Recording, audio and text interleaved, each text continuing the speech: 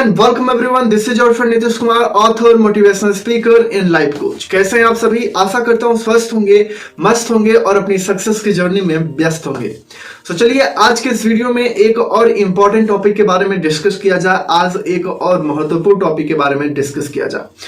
सो आज के इस एपिसोड में हम लोग डिस्कस करेंगे Cannon Bard theory of emotion, यानी कि इमोशन से रिलेटेड कैनन बार्ड एक थ्योरी आई, इसके बारे में हम लोग आज इस एपिसोड में डिटेल में समझने वाले हैं।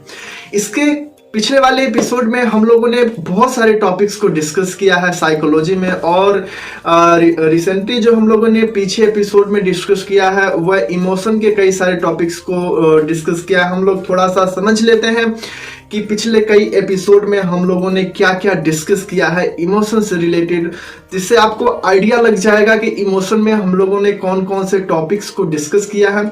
और उन सभी वीडियोस की लिंक आपको डिस्क्रिप्शन बॉक्स या आई बटन में मिल जाएगी। आप वहां से जाएंगे और उन सभी एपिसोड्स को देख लेंगे। अगर देखा जाए तो उन एपिसोड्स को देखना आपके लिए बहुत ही जरूरी है, क्योंकि कैनन बार्ड जो थ्योरी आई है एक तरीके से को रिलेट कर रही है पिछले वाले एपिसोड से, यानी कि हम लोगों ने जो पिछले एपिसोड में टॉपिक्स को डिस्कस किया, जैसे कि जेम्स लैंग थ्योरी हो गई, इमोशन हो गया, इमोशन की डिफिनीशन हो गई, यह सारी चीजें आपको समझना जरूरी है। तभी आप कैनन बार्ड की जो थ्योरी आई है, जो इस वीडियो में हम लोग डिस्कस करने वाले हैं, इस एपिसोड में डिस्कस करने वाले हैं, इसको आप बहुत ही आसानी से समझ पाएंगे। सो हम लोगों ने पिछले एपिसोड में इमोशन क्या होता है इसके बारे में डिस्कस कर लिया है, कि इमोशन मतलब कि इसके डेफिनेशन के बारे में डिस्कस कर लिया। लेक्सिको डेफिनेशन ऑफ इमोशन क्या होता है उसके बारे में मतलब कि हम लोगों ने डिस्कस कर लिया है। इमोशन के टाइप्स कितने होते हैं, कौन कौन से प्रकार के टाइप्स होते हैं इमोशन के बारे में, इसके बारे में हम लोगों ने डिस्कस कर लिया है। और जेम्स लैंग थ्योरी के बारे में भी हम लोग ने डिस्कस कर लिया है इमोशन में, कि इमोशन से रिलेटेड जो जेम्स लैंग थ्योरी आई इमोशन से रिलेटेड, उसको हम लोगों ने डिस्कस कर लिया। अब बाकी इसमें बहुत सारी चीजों को हम लोगों ने डिस्कस किया कि इसे जेम्स लैंग थ्योरी क्यों कहा जाता है, इसके बारे में सारी चीजें आपको इस एपिसोड को देखना होगा। डिस्क्रिप्शन बॉक्स में आई बटन में लिंक है, आप वहां से जाइए और इस एपिसोड को देखिए। तो इस एपिसोड को आसानी से समझने में आपको काफी मदद मिलेगी, क्योंकि ये दोनों थ्योरी एक तरीके से मतलब को रिलेट करती हैं आपस में। हम लोग इसमें थोड़ा सा समझेंगे कि जेम्स लैंग थ्योरी होती क्या है, क्योंकि बिना इसको समझे आप कैनन बार्ड की थ्योरी को नहीं समझ पाएंगे कि कैनन बार्ड ने आखिर अपनी थ्योरी में बताया क्या है, इसके बारे में आप नहीं समझ पाएंगे। सो हम लोग अब समझते हैं कि कैनन बार्ड थ्योरी होती क्या है, लेकिन मैंने बताया जेम्स लैंग थ्योरी को समझना बहुत ही जरूरी है। सो चलिए हम लोग बिना देरी के समझते हैं, थोड़ा सा डिस्कस करेंगे जेम्स लैंग थ्योरी के बारे में, फिर हम लोग आगे बढ़ेंगे और समझेंगे कैनन बार्ड थ्योरी के बारे में कि उन्होंने क्या बताया। सो James Lange theory basically I थी और इसमें यह बताया गया था, इसमें तीन चीजों के बारे में डिस्कस किया। Number first, emotion producing stimulus, and number second physiological responses, या हम इसको फिजियोलॉजिकल अराउजल भी बोलते हैं। और तीसरा नंबर थर्ड, इसको जो है फीलिंग ऑफ इमोशन, यानी कि फीलिंग और इमोशन, इन तीन चीजों के बारे में डिस्कस किया गया कि आखिर ये क्या होते हैं। हम लोगों ने पिछले एपिसोड में सारी चीजों को डिटेल में समझा है, इस एपिसोड में हम लोग नहीं समझेंगे कि इमोशन प्रोड्यूसिंग स्टिमुलस क्या होता है, फिजियोलॉजिकल रिस्पॉन्सेस क्या होता है, फीलिंग ऑफ इमोशन क्या होता है। लेकिन मैं बेसिक चीजें आपको बता दे रहा हूं कि इमोशन प्रोड्यूसिंग स्टिमुलस जो है यह पर्टिकुलर कोई वस्तु होगा जिसको देखने के बाद, जिसको टच करने के बाद, जिसको कुछ मतलब कि सेंस करने के बाद आपके अंदर वो इमोशन आएगा, पर्टिकुलर इमोशन आएगा। वो इमोशन कोई भी हो सकता है, love, anxiety, fear, depression, motivation, inspiration, या सारी चीजें इमोशन किसी भी प्रकार का हो सकता है। एंगर, मतलब जो भी इमोशन के टाइप्स हैं, मतलब कि उनमें से कोई भी इमोशन हो सकता है। अब उस इमोशन को प्रोड्यूस करने वाला स्टिमुलस कौन सा है, वो कौन सी वस्तु है जो इस इमोशन को प्रोड्यूस कर रही है, उसी को हम बोलते हैं इमोशन प्रोड्यूसिंग स्टिमुलस, यानी कि कोई वस्तु। अब फिजियोलॉजिकल रिस्पॉन्सेस क्या होते हैं, या हमारे नर्वस सिस्टम में ऑटोमेटिक मतलब कि होने वाले जो भी केमिकल रिएक्शंस हैं हमारे, मतलब कि बॉडी के अंदर जो भी रिएक्शंस होते हैं, ब्रेन में जो भी हमारे रिएक्शंस होते हैं, यह सारी चीजें फिजियोलॉजिकल रिस्पॉन्सेस होते हैं। फीलिंग ऑफ इमोशन क्या होता है, जिसको हम महसूस करते हैं, यानी कि वो स्ट्रॉन्ग फीलिंग, जैसे कि एंगर हो गया, प्लेजर हो गया, हैप्पीनेस हो गया, इन सब चीजों के बारे में, यानी कि फीलिंग ऑफ इमोशन इसको बोलते हैं। सो जेम्स लैंग ने थ्योरी जो दिया, उन्होंने अपने अंदर क्या बताया कि William James are that feeling and emotion were secondary the physiological phenomena. यानी कि उन्होंने यह बताया कि जो हमारी फीलिंग ऑफ इमोशन होती है, यानी कि हम किसी भी फीलिंग को जब महसूस करते हैं, फीलिंग किसी भी प्रकार की हो सकती है, चाहे वो फियर हो, लव हो, एंजाइटी हो, प्लेजर हो, कोई भी इमोशन सेकेंडरी है। उससे पहले हमारे बॉडी के अंदर, हमारे ब्रेन के अंदर फिजियोलॉजिकल रिस्पॉन्सेस, यानी कि जिसको हम फिजियोलॉजिकल अराउजल बोलते हैं, यह प्रक्रिया पहले होती है, फिर हमारे मतलब कि हमारा बॉडी जो है, हमारा फेस एक्सप्रेशन जो है, फीलिंग ऑफ इमोशन को प्रोड्यूस करता है। फिजियोलॉजिकल रिस्पॉन्सेस क्या होता है, जैसे कि आप मतलब कि आपके ब्लड प्रेशर बढ़ जाना, आपके हार्ट बीट बढ़ जाना, आपके मतलब कि पसीना आना, घबराहट, मतलब कि यह सारी चीजें आपके बॉडी के अंदर ऑटोमेटिक होने लगती है। सो James proposed that stimulate trigger activity in the autonomic nervous system which in turn produce an emotional experiences in the brain. पहले हमारी जो फिजियोलॉजिकल रिस्पॉन्सेस है हमारे ब्रेन में ट्रिगर करती है उस इमोशन को, तब जाके हम फीलिंग ऑफ इमोशन को व्यक्त करते हैं। ऐसा कहना था जेम्स लैंग थ्योरी को। यानी कि जेम्स लैंग थ्योरी को अगर एक लाइन में डिफाइन किया जाए तो यह कहती है कि feeling and emotion were secondary, यानी कि फीलिंग और इमोशन जो होता है यह सेकेंडरी होती है, इससे पहले होता है फिजियोलॉजिकल फिनोमिना, जिसको फिजियोलॉजिकल रिस्पॉन्सेस, फिजियोलॉजिकल अराउजल जिसको हम बोलते हैं। लेकिन अब इसी के मतलब कि अल्टरनेटिव में अब आगे कैनन बार्ड थ्योरी आई। Cannon Bard theory of emotion आई, जो यह बताती है कि इसका मतलब अल्टरनेटिव में आया, इसका विरोध किया और इन्होंने अपना थ्योरी दिया जिसको हम Cannon Bard theory of emotion के नाम से जानते हैं। अब इसको मतलब कि कैनन बार्ड थ्योरी क्यों कहा गया, इसके बारे में हम लोग थोड़ा सा डिस्कस कर लेते हैं ताकि आपको यह समझने में आसानी हो जाए कि कैनन बार्ड थ्योरी। पहले इसके नाम को हम लोग स्पष्ट करते हैं। इसमें देखा जाए तो दो नाम आ रहे हैं, पहला है कैनन और दूसरा है Bard. Cannon Bard theory of emotion. So Cannon को पहले हम लोग समझते हैं सर। सो यह थ्योरी जो थी 1927 में वाल्टर बी कैनन, यानी कि वाल्टर बी कैनन के द्वारा मतलब डेवलप की गई थी। पहला पार्ट एक साइंटिस्ट थे, मनोवैज्ञानिक थे, साइकोलॉजिस्ट थे, उनका नाम था वाल्टर बी कैनन। उन्होंने इस थ्योरी को प्रपोज किया, उन्होंने इस थ्योरी को दिया और उन्होंने ही इस थ्योरी का नाम अपने नाम पे रख दिया। लेकिन आगे देखिए इसमें क्या है, बार्ड है।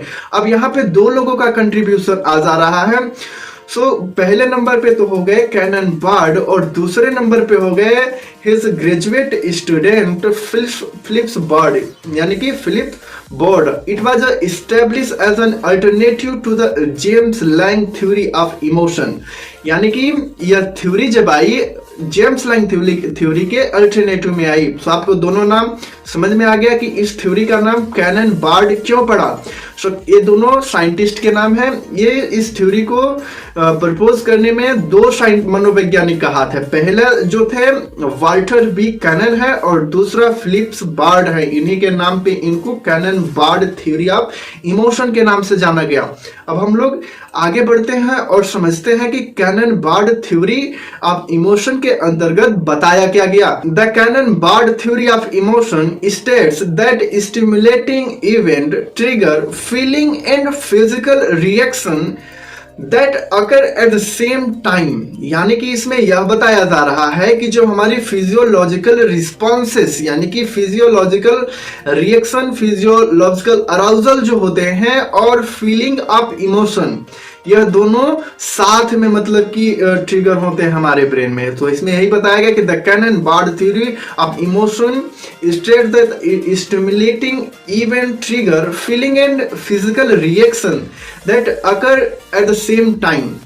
अब पीछे जेम्स लैंग थ्योरी में क्या बताया गया था? जेम्स लैंग थ्योरी में यह बताया गया था कि पहले नंबर पे जो आता है वो आता है फिजियोलॉजिकल रिस्पॉन्सेस, जिसको हम फिजियोलॉजिकल अराउजल भी बोलते हैं या फिजिकल रिएक्शन भी बोल सकते हैं। लेकिन और सेकेंडरी आता है इमोशन। लेकिन इसमें यह बताया गया, कैनन एंड बार्ड थ्योरी में यह बताया गया कि physiological responses, physiological arousal, physical reaction, ये तीनों एक ही चीज है। तो फिजियोलॉजिकल रिस्पॉन्सेस और फीलिंग ऑफ इमोशन ये दोनों साथ में आती हैं। जिससे कोई फियर है, जैसे स्ट्रॉन्ग इमोशन, यहाँ पे मान लीजिए कोई फियर है, ये जो व्यक्ति है यहाँ पे देखिए कि जो उसने सर्प को देखा, अब उसके अंदर जो देखने के बाद अपना एक इमोशन व्यक्त किया, फियर। अब फियर का इमोशन इसके अंदर आया। तो देखिए यहाँ पे दो चीजें, या तो फिर पहले नंबर पे आती है physiological responses and feeling of emotion, ऐसा बताया गया था जेम्स लाइन थ्योरी में। लेकिन कैनन बार्ड की थ्योरी में यह बताया गया कि जब कोई व्यक्ति सर्प को देखता है तो वह एक फियर को मतलब कि इमोशन को व्यक्त करता है, एक स्ट्रॉन्ग फियर को मतलब कि इमोशन को व्यक्त करता है। लेकिन यहाँ पर इमोशन को व्यक्त करने से पहले मतलब उसके अंदर फिजियोलॉजिकल रिस्पॉन्सेस और feeling of emotion same time पे मतलब कि यह ट्रिगर करेंगे ब्रेन में, मतलब कि यह आगे पीछे नहीं होता है, सेम टाइम पे मतलब कि ट्रिगर होती हैं। So the Cannon Bard theory of emotion it's that stimulating event trigger feeling and physical reaction that occur at the same time. इसको आपको समझ में आ गया। एक उदाहरण के साथ और समझते हैं, इसको बढ़िया से आपको समझ में आ जाएगा। अ जॉब इंटरव्यू, जैसे मान लीजिए many people find job interview stressful. कुछ लोग ऐसे होते हैं मतलब कि जॉब इंटरव्यू में जाने से पहले या जॉब इंटरव्यू में जाते हैं तो बहुत ही स्ट्रेसफुल होते हैं। Imagine you have a job interview tomorrow morning for a position you really want. अब इसमें यह बताया जा रहा है कि आप इमेजिन करिए कि आपका सुबह में कोई इंटरव्यू है, जिस इंटरव्यू में जिस पोजीशन को आप पाना चाहते हैं उसके लिए इंटरव्यू है। Thinking about the interview might leave you feeling nervous और वरीड। यानी कि ऐसा होता है, बहुत सारे लोगों के अंतर्गत होता है, जब किसी भी मतलब इंटरव्यू के लिए वो जाते हैं, किसी भी पब्लिक मतलब प्लेस पे बोलने की बात आती है तो नर्वस फील करते हैं, चिंतित फील करते हैं। यानी कि यहाँ पे ये बता रहा है कि you might also feel physical sensation such as tremors, यानी कि कंपन हो गया, टेंस मसल यानी कि तनावग्रस्त मांसपेशियां हो गई, और रैपिड हार्ट बीट यानी तेज दिल का धड़कना, specially at the interview approaches. यानी कि जब आप इंटरव्यू के समय पे जब जाते हैं वहां पे, तो वहां पे आपके अंदर जो होते हैं या सेम टाइम पे होते हैं, यानी कि physiological responses, physical reaction and physiological arousal जो हमारे बॉडी में ऑटोमेटिक होते हैं, यह और feeling of emotion same time पे होते हैं। यानी कि इसमें मतलब कि गैप नहीं होता है। जैसे कि मान लीजिए कंपन, आपके बॉडी में कंपन आ रहा है, टेंस मसल, आपकी मांसपेशियां तनावग्रस्त हैं, और रैपिड हार्ट बीट तेज दिल का धड़कना, जब आप इंटरव्यू के दौरान इंटरव्यू दे रहे हैं, इंटरव्यू के सामने, यह स्थिति आपके अंतर्गत हो सकती है। अब हम लोग इस थ्योरी को आगे बढ़ने से पहले तीन चीजों के बारे में डिस्कस करेंगे। आपको इन तीन चीजों को समझना बहुत जरूरी है। ये तीन चीजें कौन है? पहले नंबर पे आपको इसको नाम समझना है। नाम क्या है? The thalamus. आपको पहले नाम याद रखिए, मैं आगे इसके बारे में डिटेल में बताऊंगा कि यह होती क्या है। सो पहले नंबर पे आप नाम याद रखिए। आपके पास अगर नोट्स है, देखिए पढ़ते समय आप नोट्स जरूर रखिए। नोट्स रखेंगे तो आपको समझने में आसानी होगी और याद रखने में आसानी होगी, क्योंकि मैं बहुत मेहनत करता हूं आपके लिए इस नोट्स को तैयार करने में, तब जाके आपको मतलब कि नोट्स मिल पाता है। सो पहले नंबर पे आप अपने सामने नोटबुक निकालिए और नोट करिए। तीन नाम पहले नोट करिए। थैलेमस हो गया, एमिग्डाला हो गया और सेरेब्रल कॉर्टेक्स हो गया। इन तीनों नाम को पहले अपने नोट्स बुक्स में मतलब कि लिखिए। पहला नाम है थैलेमस, और दूसरा नाम है एमिग्डाला, और तीसरा नाम है सेरेब्रल कॉर्टेक्स। यह होते क्या है, बेसिकली यह होते क्या है, इसके बारे में हम लोग अब डिस्कस करते हैं। सो पहले नंबर पे हम लोग समझते हैं थैलेमस। थैलेमस क्या होता है? So this is a small brain structure, यानी कि आप यहाँ इमेज में भी देख सकते हैं। इमेज में क्या देख सकते हैं? यह क्या है? थैलेमस है। यह पार्ट जो आपको यहाँ पे दिख रहा होगा, यह क्या है? थैलेमस है। यह थैलेमस है। तो this is a small brain structure responsible for receiving sensory information, यानी कि हमारे ब्रेन में एक मतलब कि स्ट्रक्चर है, स्मॉल ब्रेन स्ट्रक्चर है जिसका नाम है थैलेमस, जिसका नाम क्या है, थैलेमस। और यह हमारे मतलब कि किस लिए रिस्पॉन्सिबल होता है, responsible for receiving sensory information, यानी कि यह इंफॉर्मेशन को सेंस करने के लिए रिस्पॉन्सिबल होता है। So responsible for sensory information. It relates it to appropriated area of the brain for processing. यानी कि यह हमारे ब्रेन का बहुत ही स्मॉल पार्ट होता है जो हमारे ब्रेन में, यानी कि थैलेमस होता है जो हमारे सेंसरी यानी कि रिसीविंग सेंसरी इंफॉर्मेशन रिसीव करता है और आगे मतलब कि ब्रेन में हमारे प्रोसेस करता है। वह थैलेमस जो होता है अब आगे प्रोसेस कहां करता है, प्रोसेसिंग कहां करता है। अब सेकेंड पार्ट यहां पे आ जाता है। अब सेकेंड पार्ट यहां पे आ गया एमिग्डाला। दूसरा नाम मैंने आपको नोट कराया था, यहाँ पे दूसरा नाम आपको याद रखना है, वो है एमिग्डाला। एमिग्डाला क्या होता है इसके बारे में समझते हैं। अब यह भी हमारे ब्रेन का बहुत ही स्मॉल स्ट्रक्चर होता है, यह भी हमारे ब्रेन का बहुत ही स्मॉल स्ट्रक्चर होता है। आप यहाँ इमेज में भी इसको देख सकते हैं, ब्रेन का बहुत ही स्मॉल स्ट्रक्चर होता है एमिग्डाला। अब यह किस लिए जिम्मेदार होता है हमारे डेली लाइफ में। सो हमारे ब्रेन का जो एमिग्डाला होता है responsible for processing strong emotion, यानी कि सच एज फियर, प्लेजर और एंगर। हम डेली लाइफ में जिस भी प्रकार के इमोशन को व्यक्त करते हैं वह कैसे करते हैं, अपने ब्रेन के स्मॉल स्ट्रक्चर के माध्यम से करते हैं जिसका नाम है एमिग्डाला। एमिग्डाला यानी कि कोई भी इमोशन हो, fear, pleasure, anger, anxiety, love, depression, motivation, inspiration, आप जिस भी इमोशन का नाम लेंगे उसके लिए मतलब कि स्ट्रॉन्ग इमोशन फीलिंग के लिए रिस्पॉन्सिबल होता है हमारे ब्रेन का एक बहुत ही छोटा पार्ट होता है जिसको हम एमिग्डाला बोलते हैं। आप इस इमेज के माध्यम से देख सकते हैं कि एमिग्डाला कहाँ पाया जाता है। बहुत ही मतलब कि छोटा पार्ट होता है हमारे ब्रेन का, थैलेमस के ही बगल में होता है हमारा एमिग्डाला। अब यहाँ भी अब जो हमारा एमिग्डाला है यह अपने इंफॉर्मेशन को यानी कि आगे भेजता है। अब थर्ड नंबर पे मैंने जो आपको नाम लिखवाया था वो आ गया यहाँ पे द सेरेब्रल कॉर्टेक्स। अब यह काम क्या करता है, सो हमारे मस्तिष्क का यह ऊपरी मतलब कि लेयर होता है। यहाँ पे आपको इस इमेज में देख रहा होगा कि हमारे मस्तिष्क का कौन सा पार्ट सेरेब्रल कॉर्टेक्स होता है और यह responsible for which is control conscious thoughts, यानी कि जब हम अपनी चेतना की अवस्था में कोई भी थॉट्स मतलब कि सेंस करते हैं उसको कंट्रोल करता है, यानी कि which is control conscious thought, cerebral cortex which is control conscious thoughts। आपको तीन चीजें आपको याद रखनी है आगे जो मतलब ये है उसको समझने के लिए। सब पहला है द थैलेमस और दूसरा है द एमिग्डाला और तीसरा है द सेरेब्रल कॉर्टेक्स। यह हमारे ब्रेन की बहुत ही स्मॉल स्ट्रक्चर होती हैं। जो हमारा थैलेमस होता है responsible for receiving sensory information और जो हमारा एमिग्डाला होता है responsible for strong emotion such as fear, pleasure and anger. और हमारा जो तीसरा होता है the cerebral cortex which is control conscious thought.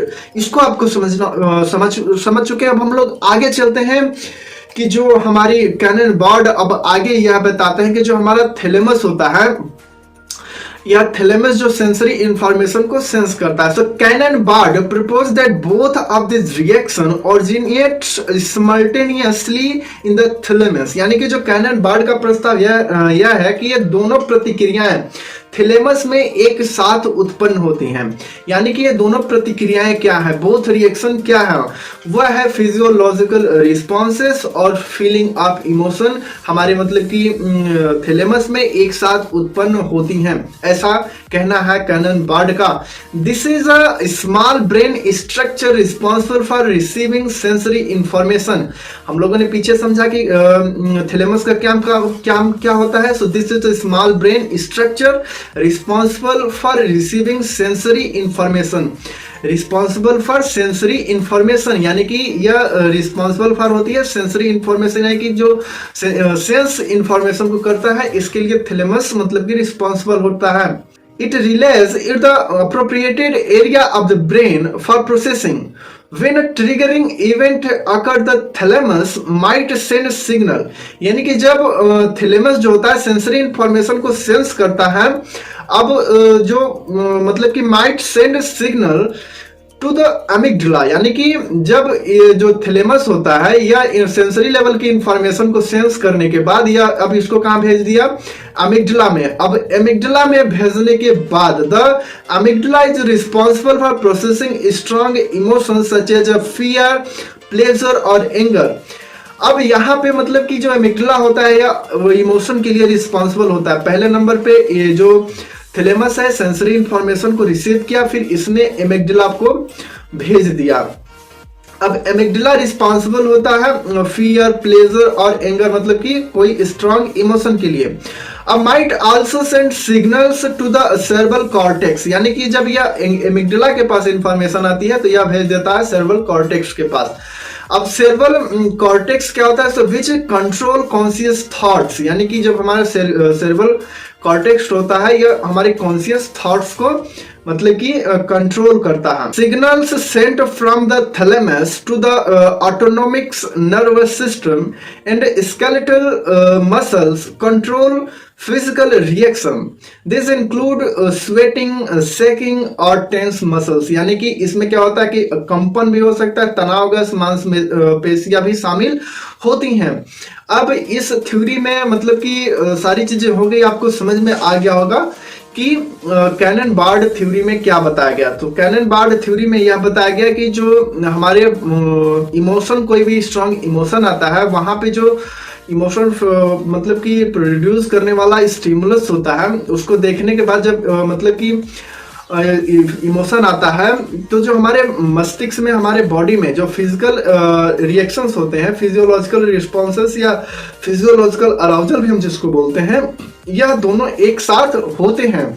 अब तब जाकर मतलब कि जो हमारी इमोशन होती है एक साथ ही होती है। यह प्रोसेस कैसे होता है, ब्रेन के through thalamus, amygdala, cerebral cortex के माध्यम से होता है। यह क्या होता है हम लोगों ने डिटेल में समझ लिया। सो आज के इस वीडियो में हम लोगों ने यह समझा कि कैनन बार्ड थ्योरी होती क्या है, Cannon Bard theory of emotion होती क्या है। अब इसको समाप्त कर लेते हैं और लास्ट में थोड़ा सा मतलब समझ लेते हैं कि होता क्या है। सो इसमें कैनन बार्ड ने यह बताया था कि the Cannon Bard theory of emotion states that stimulating event trigger feeling and physical reaction that occur at the same time, यानी कि जेम्स लैंग थ्योरी में यह बताया गया था कि पहले नंबर पे फिजियोलॉजिकल रिस्पॉन्सेस, फिजियोलॉजिकल अराउजल या फिजिकल रिएक्शन जिसको बोलते हैं वह होता है, फिर हमारे मतलब कि फियर ऑफ इमोशन जो भी है वो आता है। लेकिन इसमें यह बताया कि फिजियोलॉजिकल रिस्पॉन्सेस और feeling of emotion eight the same time होता है, यानी कि एक साथ चलते हैं। सो आज के इस वीडियो में बस इतना ही रहने देते हैं। नेक्स्ट वीडियो में हम लोग समझेंगे एक और इंटरेस्टिंग टॉपिक, एक और इंपॉर्टेंट टॉपिक जो कि इमोशन से रिलेटेड ही है। एक और थ्योरी रह गई है इस टॉपिक के अंतर्गत, उसको हम लोग नेक्स्ट वीडियो में डिस्कस करेंगे। अगर आपने इस चैनल को सब्सक्राइब नहीं किया तो प्लीज चैनल को सब्सक्राइब कर दीजिए, वीडियो को लाइक कर दीजिए, दोस्तों के पास शेयर कर दीजिए और कमेंट करिए कि यह वीडियो आपके लिए कैसी हेल्पफुल हुई और यह वीडियो आप कहां से देख रहे हैं, ताकि मुझे भी मालूम चले कि मेरी वीडियोस कहां तक जा रही हैं और आप मतलब कि किस चीज की तैयारी करें, इसके बारे में अगर आप शेयर करना चाहें तो कमेंट बॉक्स में बता सकते हैं। So keep signing guys.